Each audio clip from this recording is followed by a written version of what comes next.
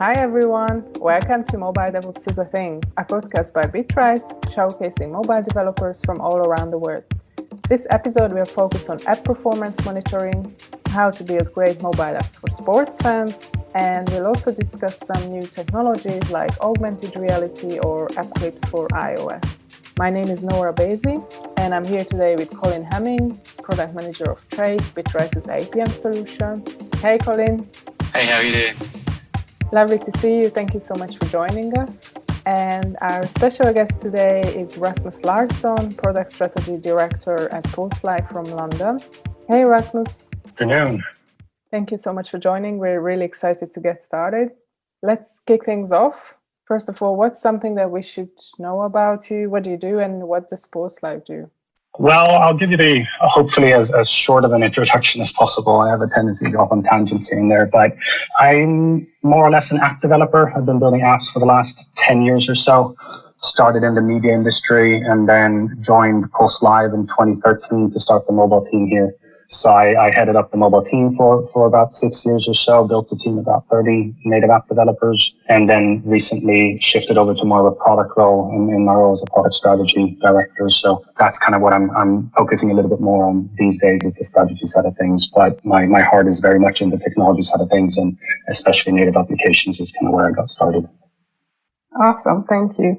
So I thought that just to give a bit of an overview of you, Colin, why you're here and what Trace is, could you tell us a few words about that? Sure, yeah. So I'm Colin. I'm the product manager on the Trace product that we're working on here at Bitrise. We're working on it a little while now. The idea behind Trace is to provide a monitoring APM solution focused on mobile applications and the unique set of challenges and different metrics and things that mobile app developers and mobile app development teams need to track about their application to understand how they're performing from the end user's perspective. Obviously, mobile apps are deployed on a vast array of different device types and kind of platform permutations, and understanding what it's like for all of your users and not just, looking at the average or the median user experience is quite important. So that's where we're looking to kind of solve that problem for mobile app developers, is to give them that insights into how their apps are performing. Awesome, thank you. Rasmus, the listeners might not know what exactly Pulselive does. You have a really impressive list of sports federations and leagues as clients. Can you tell us a bit about that and what kind of apps you're building for them and what technologies you're using? Sure. So Pulselive, we specialize in the sports industry. The way I usually kind of explain how we fit in is that most sports organizations, be that clubs, federations, tournament managers, don't really have the capabilities of building their own digital products. So that's kind of where we come in. We become the official partners to these organizations and build any digital products that they need, be that websites, applications, backend services, anything that is needed. There are some edge cases or exceptions where there are certain federations who do some of this stuff themselves, but generally they don't. They want to focus on the sports side of things. And that is an industry that has grown quite a bit over the last 10 to 15 years. Earlier on, the relationship with fans was very much with the broadcasters. So people watched kind of matches and stuff via broadcasters, and that was kind of the direct interaction with a lot of these sports. But as time goes on, people or these organizations have understood the value of having direct communication with their fans and building products that engage directly with them. And that is where kind of the whole digital sports industry has grown quite a bit, and how we have specialized in building these engagement products for these organizations. So it's mainly, as I said, apps, websites, and other digital products that provide or give users the ability to follow the sports, the tournaments, the clubs, the players in any other way. And it's a really exciting place to be because sports kind of incorporates so many different elements of building that goes into building applications. It's everything from content to video to news to live streaming and live streaming data, and it kind of anything you can think about to put in an application kind of goes into a sport application at some stage. So being able to kind of build those types of products for a lot of fairly high or well-known clients is quite a privilege. And it kind of provides a lot of challenges in many ways, but it's definitely, I couldn't think of myself doing anything else at this stage. So can you name a few of your biggest clients? Sure. Some of them are a little bit kind of hesitant about kind of being too open about stuff, but I can name a few. We work with the Premier League. We work with AFL down in Australia. We work with the WTA in the US and a handful of other ones. You can actually look at our websites to kind of see a decent list of them. But generally, a lot of our clients have multiple millions of fans following their sports around the world, which comes with, as I said, a lot of interesting challenges. So, yeah, there are many that I could talk through, but some of them are quite precious about their brands in many ways, so I can't go too specific on some of them. Yeah, makes sense. These are some really big names. I was wondering, when it comes to mobile apps for sports fans, do you think that they have a different set of expectations about what they want from an app? So, for example, some of the things that might come to mind are they want like an immersive experience, want to be kept up to date at all times, and want live coverage and things like that. Is there anything that makes your development process different to address these things?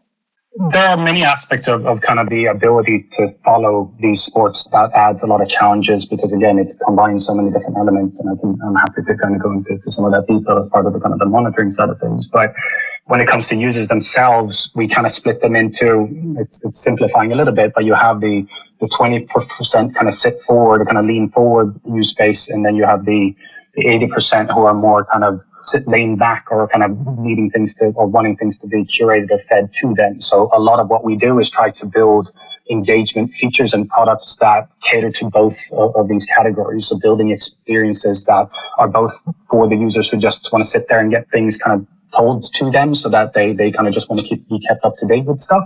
But then there are also the ones who want to dig in really deep into stats, kind of information, engage and communicate and share and all of these elements as well. And trying to build one single product that caters to both of those elements is a challenge, both from a kind of an experience design perspective, but also from a technical perspective of being able to cater to all of those elements at the same time becomes quite a challenge. And especially on mobile devices where screen real estate and all of these kind of things are quite limited. So that's where you work a lot with anything from good kind of UX and design, but also personalization and targeting and all of these elements are core to creating those types of experiences. Do you have specific kind of strategies in place for trying to make sure you deliver and obviously stay on top of those user experiences and making sure you're delivering a product that customers love and that they rate highly? Yes, and it's kind of one of the reasons we have chosen, like a lot of what we do could theoretically be done in more or less any industry, but we've chosen to stick to sports so that we can specialize in those specific things. And a lot of that comes down to understanding the users. So getting a really good understanding of the sport, how their fans work, what they're looking for, what interests them, what level of kind of detail is kind of more interesting than others, making sure that you provide the right level of of detail and the ability to dig into more information. So we do a lot of research. We have a whole internal research team that do communicate, talking to a lot of fans and kind of doing surveys and direct interviews and all of these kind of things to get a sense of what people are actually looking for before we start building anything in the first place. And then throughout the build, there's a lot of feedback management, a lot of kind of testing things out on fans and all of this. And then throughout the live, kind of any products being live, because we, like anybody else, everything we build is almost a software as a service these days. Nothing is just built and forgotten about. It's continuously kind of adapted and enhanced. We monitor constantly the feedback and the usage of our products to make sure that we are always aware of kind of where things can be better and where we need to put extra focus. Are there specific ways that you track like that feedback? And because obviously you have different types of customers. You've got your clients and then there's like the end users of the devices as well. Are there ways that you track that? There's a lot of data there to keep on top of that? Yeah, there's a lot of kind of analytics that we make use of to kind of track what is being used and what is not being used and kind of getting information there. That is then combined with a certain level of interviewing because you can make assumptions based on the analytics and all of this kind of stuff. But then if you actually go talk to fans and try to get answers of why these are happening, so the analytics will help you point in the direction of going, oh, people are kind of not using this feature or they really like this feature. And we can make assumptions around that, but you don't really know for sure until you've had the discussions with fans and kind of surveys and all of these elements. So again, that's where research comes in to help do that. But then obviously we track a lot of reviews and ratings and all of these elements together with more technical elements when it comes to monitoring, such as crash monitoring and other elements of health product health in many ways. So there's no kind of one tool. It's combining all of them to make sure that you're listening to users and understanding them. You're monitoring what people are actually doing and how they're doing it, which you can kind of learn from and make assumptions from. And then it's also all the technical elements of tracking these products as well. So that seems like obviously a lot of pressure for your apps. Is that you've got these large clients, there's a lot of users, huge amount of data, and it also has to be live in real time. Are there certain processes or what are your practices you have for pre-production and taking these live to ensure that quality and making sure that you're delivering a great experience? So we try to make sure that we go everything goes through proper kind of everything from QA to UAT to any form of testing that we can do. The challenge is always that we want to obviously have as near the production environment as possible to actually test things on. And that is always a challenge, both from a scale perspective, but also from the content in itself. Sometimes we're lucky and there are kind of elements that we can make use of in terms of previous tournaments or previous data or kind of stuff already exists. But the biggest challenges we have is where we integrate either with a sport that hasn't actually done anything digital before, or there's no data to integrate with. And at that point, we're building based on documentation and kind of based on information about how things should work and how they theoretically work. But there are many unfortunate situations where you end up in a situation where the documentation does not match fully what the actual data will look like when things come through. So for me and for us, it's trying to figure out how we build out test environments, tools, and as many things as possible that actually makes it easier and easier for us to get close to a production environment for our pre-processing and our pre-testing, just to make sure that we have gone through all the scenarios, all the edge cases, and all of these elements. And it's actually something that is getting harder year on year because you're combining more and more different features and more elements. And it used to be that it was mainly only the data that was being shown and updated in real time, but then you connect it to content, be that live blogging or streaming or polling features or engagement features. Now you have an element where a so-called match center, which is usually what we have as an encompassing experience that you can follow a game, for example, has so many different things that are connected and reliant on each other that it becomes much, much harder to get to a place where you have everything. You feel like you've been able to test everything fully representatively. So that is a lot of where our effort and time goes into, is to get to a place where we can get, again, as close as possible to production. And I personally have a mantra going, I don't trust anything fully until I've fully seen it working in production. Until then, it might as well not have been fully signed off in the QA. Yeah, they always say there's no place like prod. And I think that's where an interesting area where monitoring fits in. That, like, if you can get these things into production and keep a track of how well they're performing in production and be able to react quickly, I think that's where a lot of value in monitoring is. Definitely.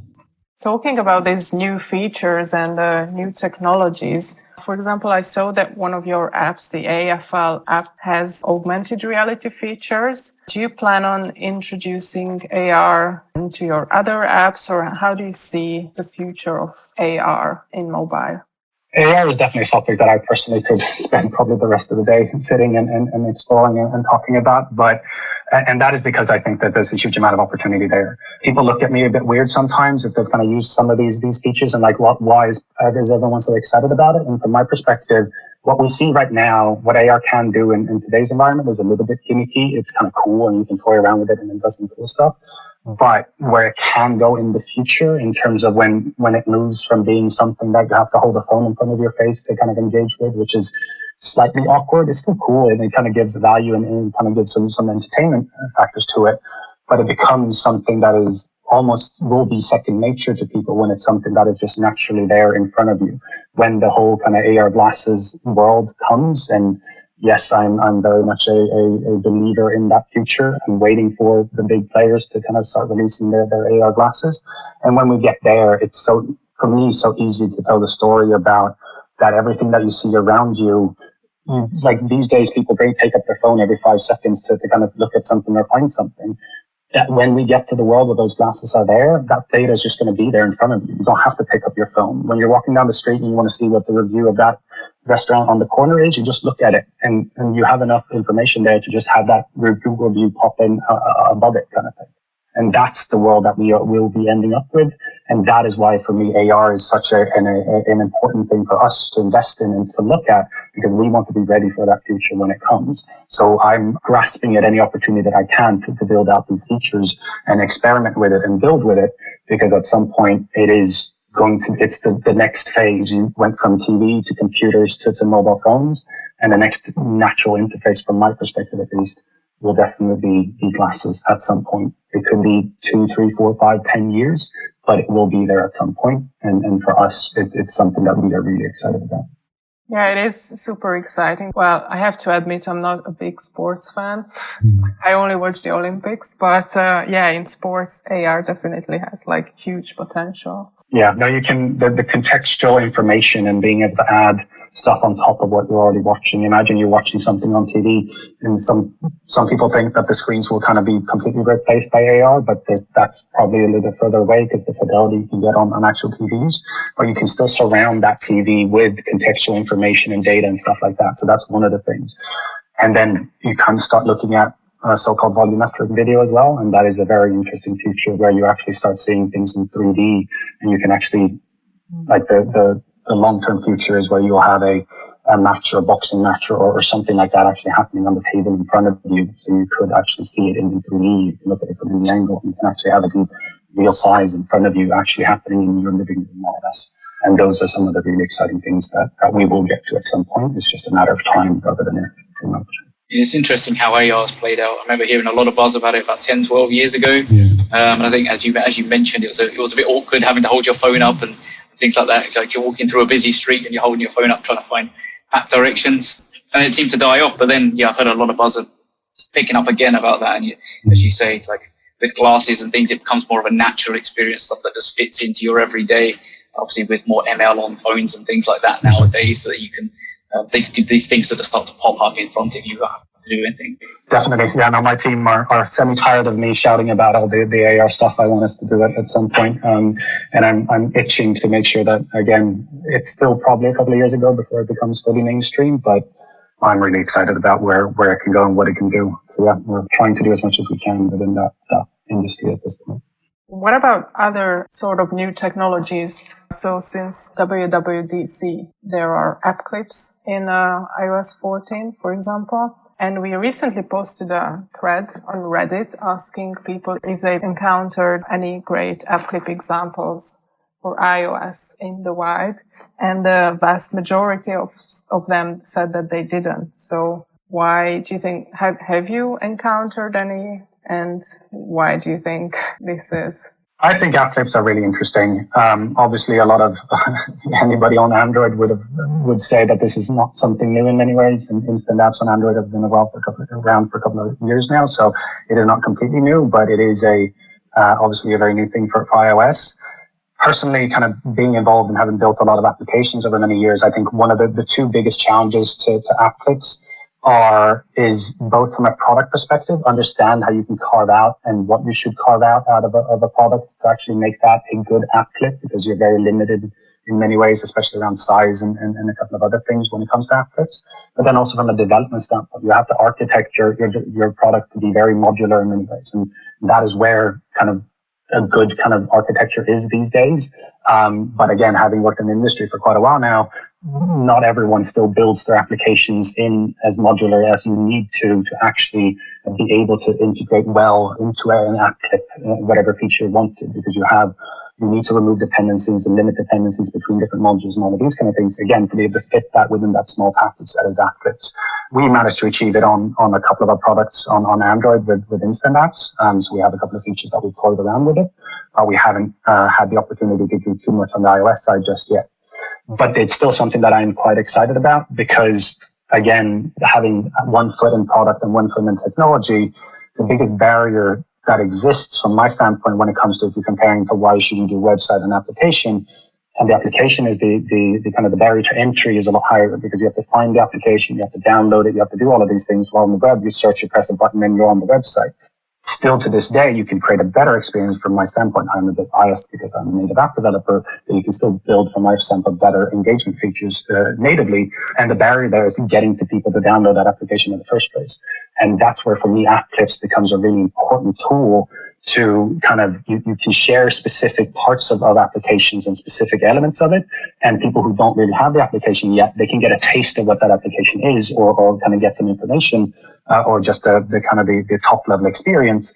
And then that kind of helps guide them or funnel them through to downloading the full experience and getting the understanding why the application is something that they should have. So it is a challenge. And I think, again, the challenge is product, the challenge is technologies. There are certain things that need to be put in place, but I think we will see more and more going forward, people understanding the value and the importance of having that point of entry to your product. So I definitely think it's something that we're going to see a lot more of going forward. But I still think people are kind of getting their feet on the ground when it comes to understanding how to do things right to be able to achieve those levels.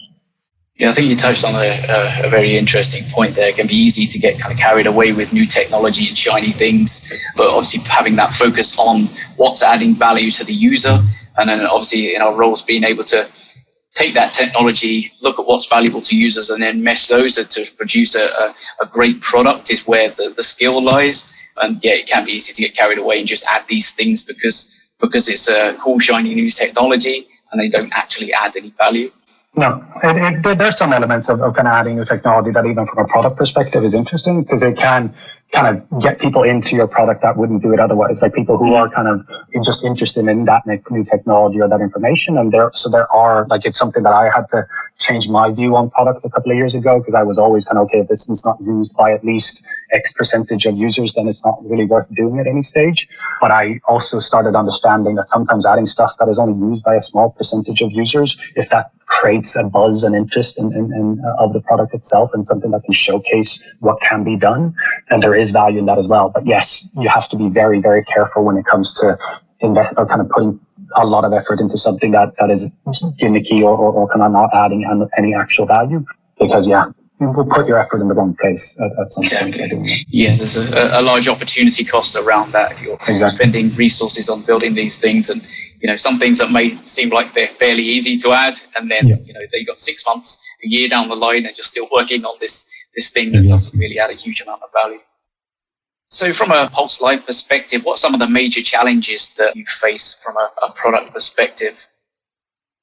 So I mentioned a couple of them already around kind of catering to different levels of fans and kind of what they're looking for and all of these elements. We have a couple of other interesting ones, kind of obviously working within sports, kind of sports rights and all of these elements are a big challenge. Like there's very obvious kind of, okay, if we had this specific application, if we had the live stream of the match for free, then obviously we'd get millions of hundreds of millions of users watching it kind of thing. But that is, those rights are where a lot of these organizations make their money. So there's no chance that will happen. A lot of organizations, just like I mentioned, kind of people taking more ownership of, or these organizations getting more ownership of the communication with fans. In the same way, clubs and tournaments are looking to get more ownership of rights and kind of managing those themselves as well at some point. And direct consumer, OTT, and all of these kind of things are growing. But for us, it's kind of the challenge there is working within the limitations that we have to build the best possible product is one of the big ones. Then, as I said, a lot of the testing elements of having all the data and everything combined is a huge challenge. And then also just as a company, we've grown quite a bit. We're not massive still. We're just over 100 people.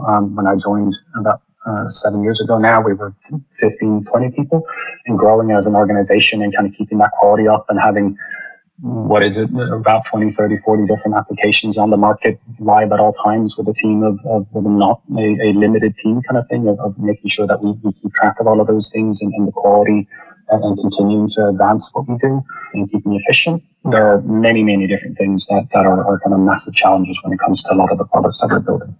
Yeah, that scaling of an organization is a huge challenge in keeping all the teams up to date with the vision and understanding. Absolutely. We talked about those user experience metrics and feedback. Are there specific ways that you relay that information back to the rest of the team and the organization about what your experiences, the user experience is like, and how people are, what feedback you're getting from users? Yes, there's definitely an element of making sure that anything that is kind of said and done is communicated as widely as possible. Because ultimately, I think when it comes to building great products, the one ingredient that is the most important from my perspective is care. Like if you have people who care about the product and the people using these products, you're always going to get a 10 times better product than people who are just doing something that is written on a list and told what to do. So the more we can make sure that everyone is involved in every single product, understands what the product is trying to achieve, what the fans want, what they care about, what they don't care about, be that everything from a kind of a junior product designer to a developer to a QA to a project manager. Like the more everybody understands what is actually happening and what people care about and what they don't care about, and communicating that value is core to what we do. So a lot of my job is very much around kind of listening to as much as possible and communicating as much of that as possible to the teams and making sure they are aware and so they can make the decisions, because it's the individuals who make the day-to-day decisions. And the more they understand and the more they care about what their decisions are actually leading to, the better the end result will be. So it's a core part of our culture and of any culture from my perspective that wants to create great products.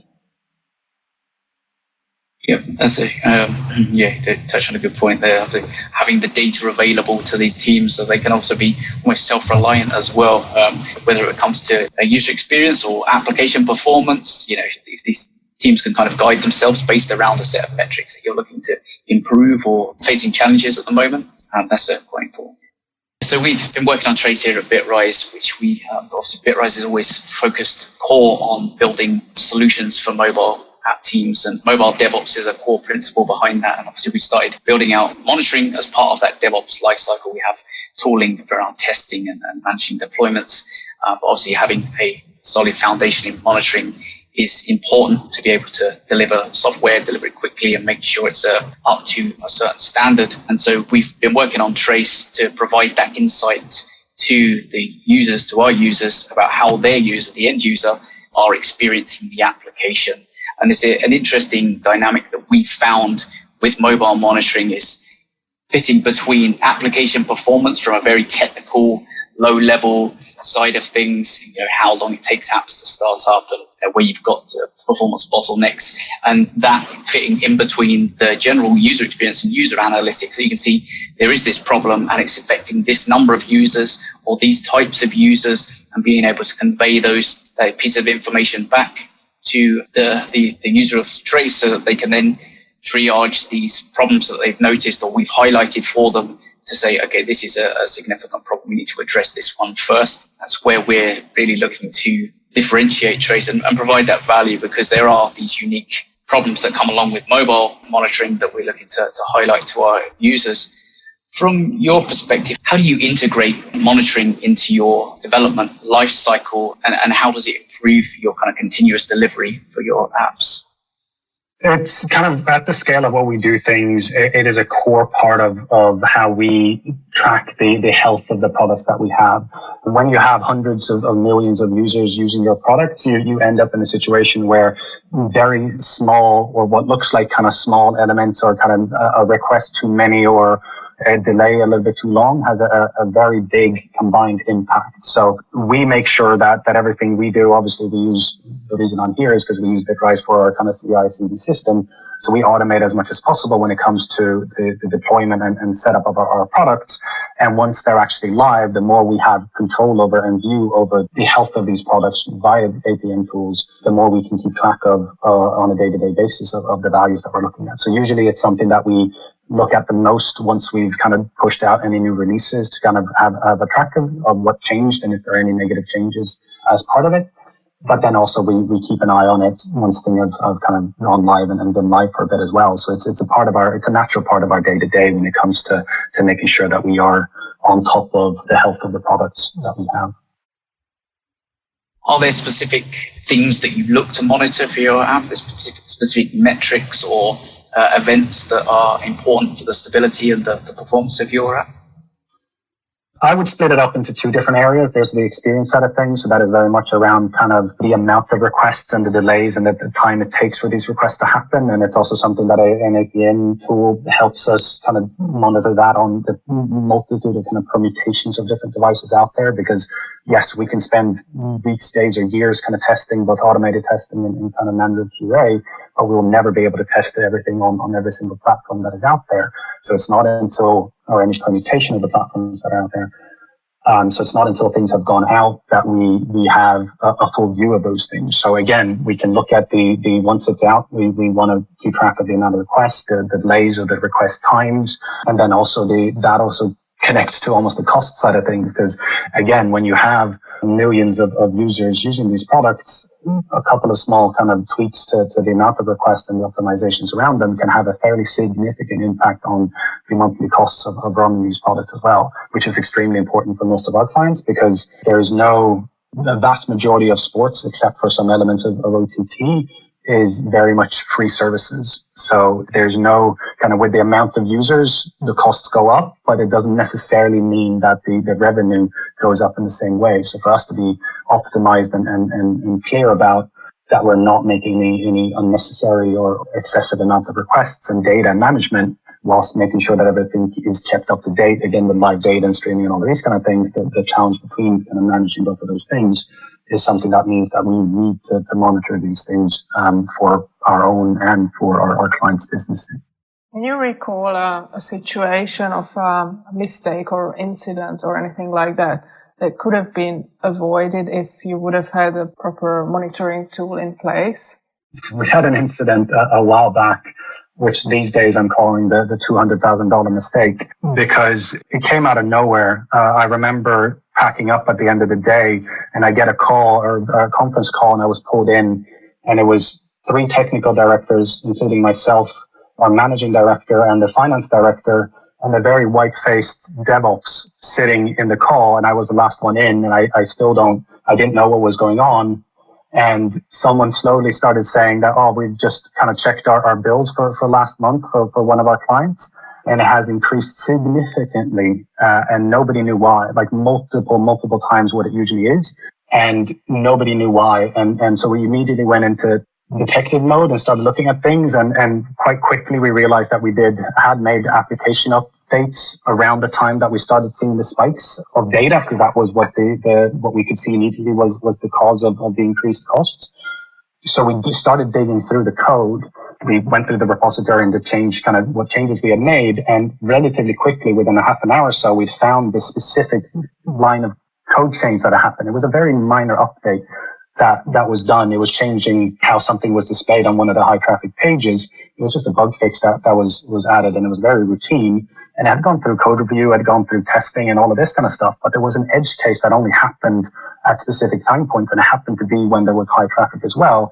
It just led to these insane spikes in traffic. It was an unfortunate kind of loop that ended up in just making multiple requests. And me and 2 other technical directors, and we have a decent amount of experience within technical stuff, we looked at this code chain and went, anybody could have made this. Like we looked at it and we cannot blame anybody for this specific issue, because this could happen to anybody. And it couldn't be QA'd properly because it was an edge case that actually nobody understood could happen in the first place. And unit testing potentially could have covered it a little bit better, but realistically, it was an edge case that you might not even have realized that you would have written a unit test for in the first place. So it wasn't until it was out and we started seeing these spikes that we realized how bad the issue actually was. And that is a specific scenario where now that we know better and kind of where APM tools actually make a big difference, is that's the type of thing that we could have had our monitoring kind of after the releases go out, and we could have seen quite quickly that was happening and catch it a lot quicker than we actually did at that stage. Because that actually took us about 2 or 3 weeks after the issue came out before we even realized it, because there was no kind of impact on user experience or anything like that. It was just purely a traffic issue. And so from a monitoring perspective, how do you feel that mobile specifically differs from other types of environments for monitoring? I think there are a couple of different ways. I think one of the main ones is kind of mobile applications are run on these wireless devices in many ways. So the experience around kind of delays on requests and all of these kind of things is a big difference compared to like building websites. The website won't even work if the connection isn't there in the first place. So you kind of, or most cases, obviously, even the web is moving towards more persistence world at this stage. But at this stage, like if you don't have an interconnection, it doesn't work.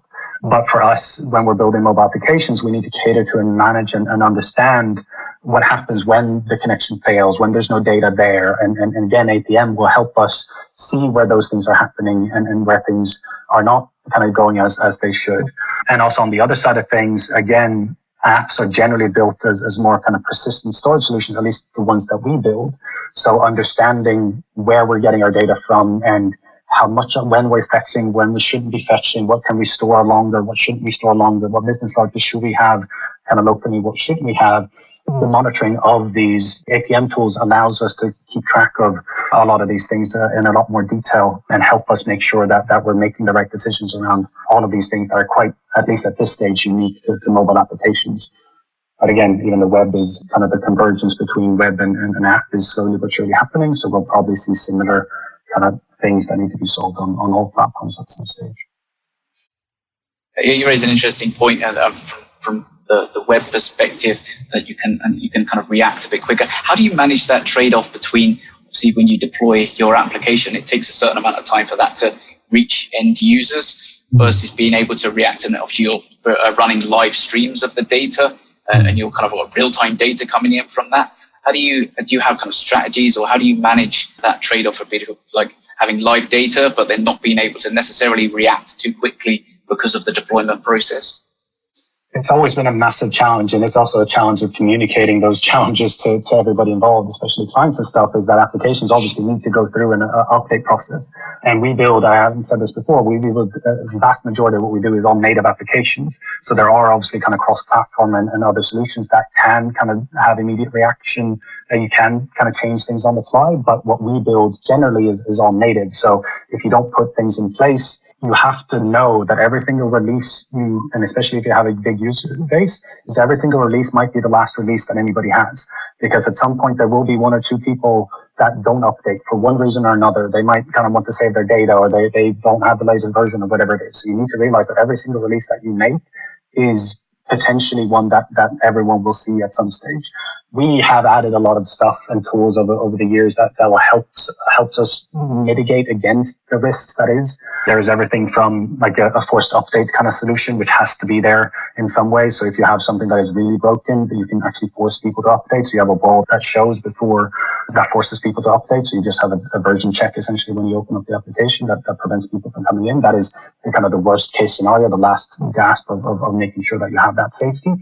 But then we're also building more and more tools that allows us to build our products more flexibly. So we're building the abilities to control and layouts and displays and things, either personalize or kind of fully remotely control these things from our kind of content management systems or our platform, our backend platforms.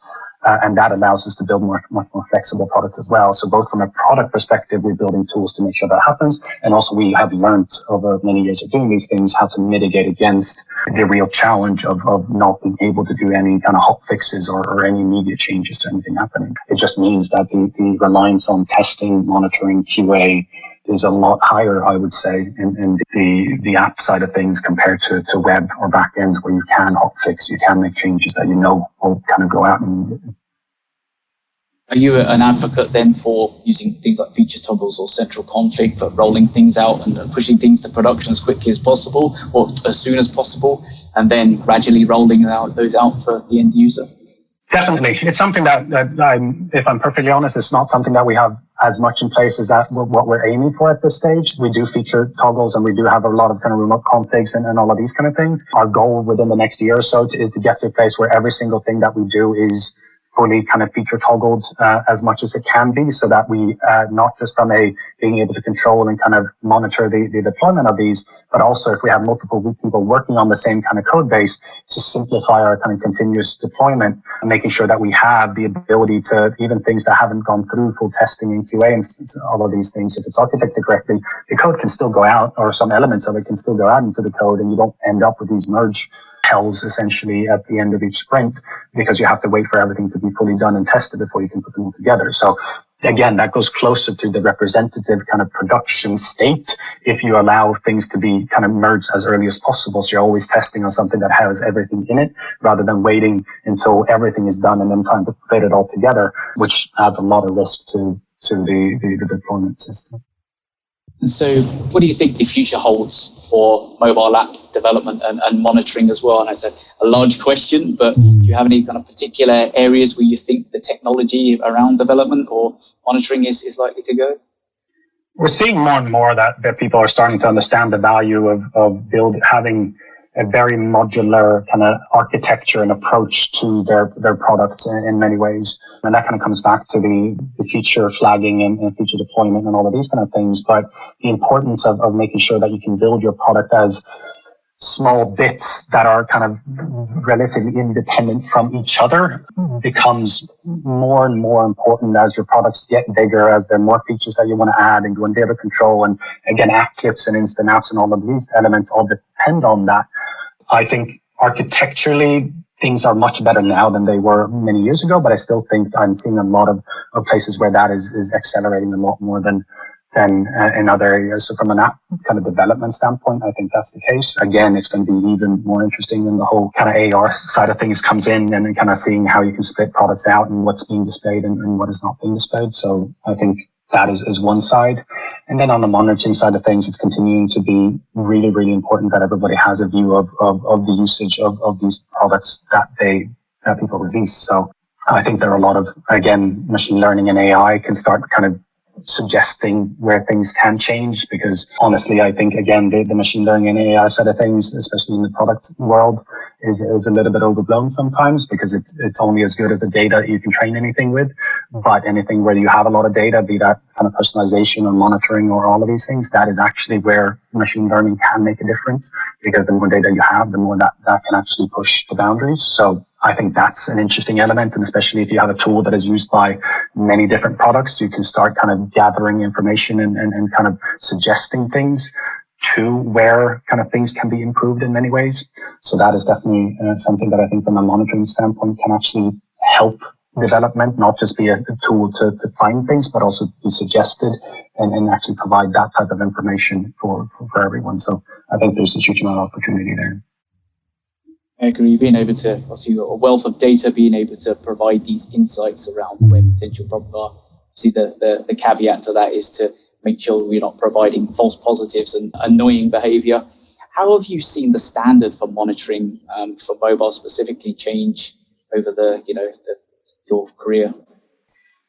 I think that the tools and the integration, the simplicity and the actual experience of using these monitoring tools has changed significantly. Like when I started, there were some tools that allowed to do certain of these things, but you have to be the integration of them was more or less a nightmare. Getting them into the builds and making sure that they work correctly. You have to be a very senior kind of developer to make use of it in any useful way.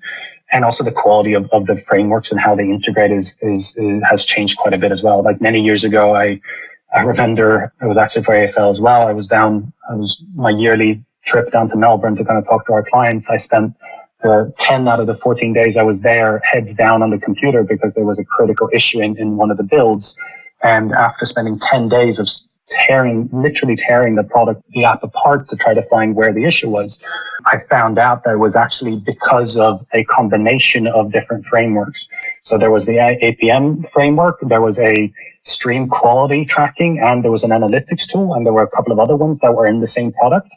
And there was a clash between the APM tool and the stream quality monitor, because the stream quality monitor constantly pings the latency and the time of the actual video stream itself, which is obviously a lot of requests that are happening when you're watching live streams. And the APM tried to monitor every single request that was happening and the health of that request. So what ended up happening was you could play one video and that was fine, but that's created a backlog of requests that were happening. So as soon as you got to video number 4 or 5 or 6 during your same time, it just froze the whole application and it just fell apart at that stage. So those were the type of things that we saw early on and kind of the clash between a lot of these products. And that has definitely gotten a lot better, and people understand that what is good to do and not to do. Ultimately, it was a relatively easy solution in the end, because you just need to kind of whitelist that specific endpoint to make sure that was not tracked. So there was a solution to that problem.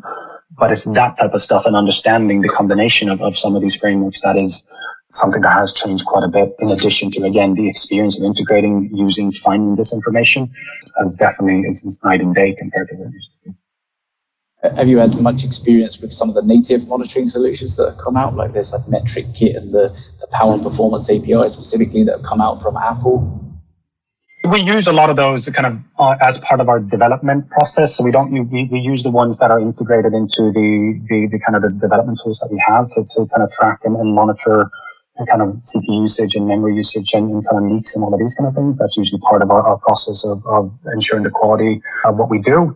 But as soon as things go live, we generally stick to some of the other APM tools that exist. I think Apple is doing a great job when it comes to their kind of privacy elements, but it also makes it a little bit harder sometimes to make use of certain tools that they provide as well, because it's not always fully representative of the kind of full scale of the data that's out there. Yeah, definitely. I think obviously privacy is a huge important thing at the moment. Obviously, you're tracking what's going on in devices, and so you have to be quite transparent about that and only track the relevant information that's required to answer questions that users might need to answer. I'm still thinking about the story you told us earlier. Like, I can almost feel the frustration of trying to find a root cause behind an issue, like this $200,000 code change. And it really illustrates perfectly why monitoring is and will be a crucial part of mobile development. Definitely. No, we were lucky that we had enough data to track to be able to pinpoint it relatively quickly. Because of kind of graphs and when things came out and all of this kind of stuff. So we were lucky in that stage to be able to pinpoint it as quickly as we did. But if we didn't even have that level that we had, then we would have sat on our hands essentially and tried to kind of find a needle in the haystack of what is actually causing these issues. So, within a couple of hours of finding it, we had it all fixed and everything. But yeah, it just says how important it is to keep track of some of these things, because it can very, very costly very quickly if you have a fairly big scale product. Yeah, that's what we found. A lot of solutions focus on the capture of problems and showing you who is being affected, but not as much on the detail around how that problem occurred. And this is an area that we noticed in the early days when working on Trace, and an area that we're really looking to add value is to show, this is the problem, here's who it's affecting, but this is how they triggered that potential problem. And you can look at stat traces for crashes and understand some correlation between metrics, but being able to see the user went to this particular page, pushed this button, it made a network request, and then the app exploded. If you could see that and on which segment of devices it was occurring, then you've narrowed down the size of the haystack when you're trying to find that needle of a bug that's occurring. And these are information that we found that people get that from a number of different sources, like server logs, screen recording tools, a bunch of APM and user analytics as well. We found as a lot of people use, and it's a lot of work to go and pull all those sources together. So that's where we're really looking to try and add that value from the mobile perspective into Traces, to bring all that information into one location, because it's all relevant to each other. So that then when there is a problem, you can say it's happened here because of what this chain of events that happened before it.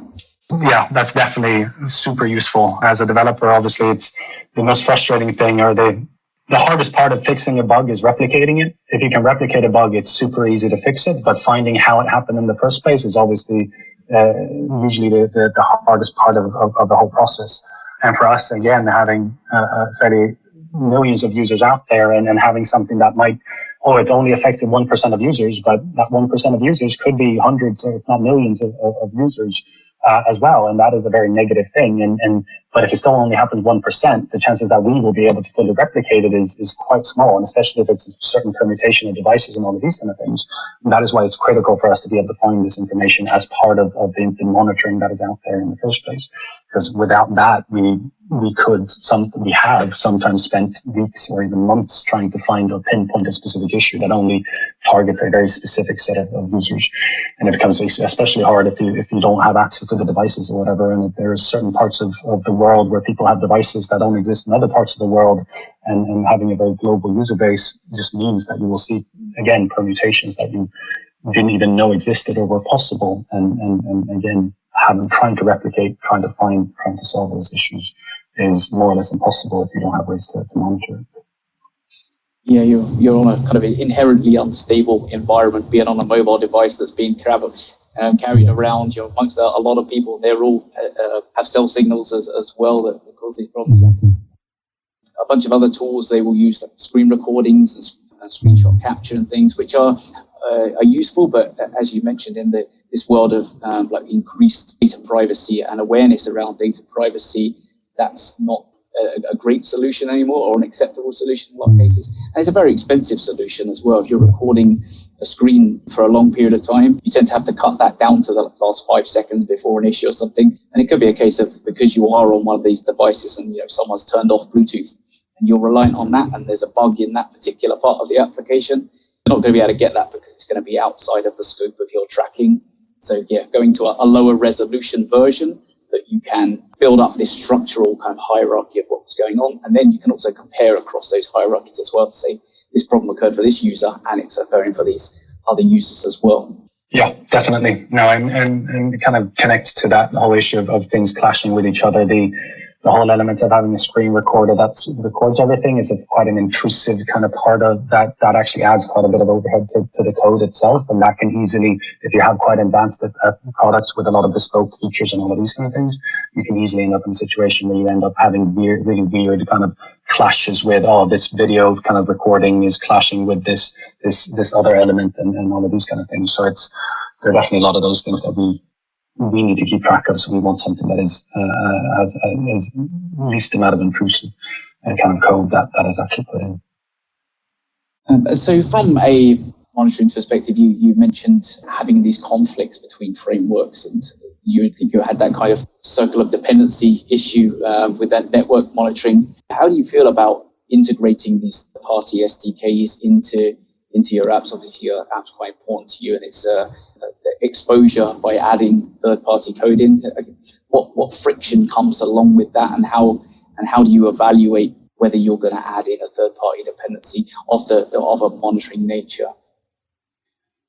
There are a couple of things that I think about there. One is kind of the understanding of what the framework actually does and how it does what it does.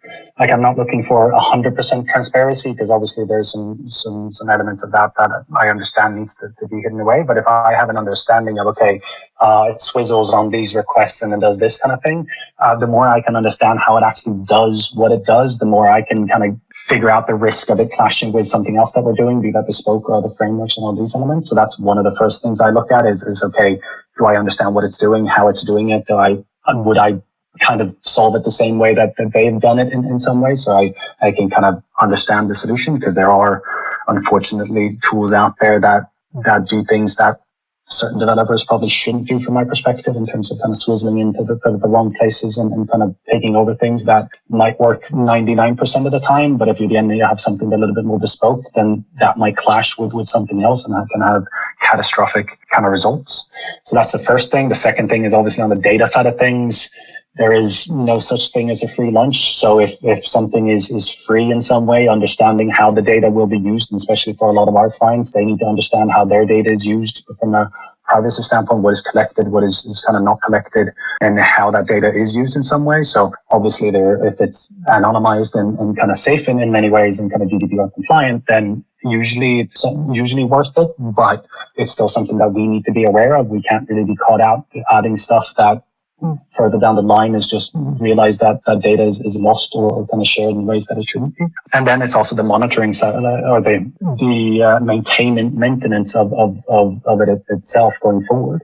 And it's usually one of the first things I ask my team when they want to add a new framework or tool or some even third party or kind of open source stuff is, who's going to maintain it? Like, if this is something that we're going to rely on, or something that is going to be core part of our day to day, what happens when there's a new version of iOS, or there's a new version of Android, or there's something out there that actually means that we can't compile right now because this dependency doesn't work on that version or whatever?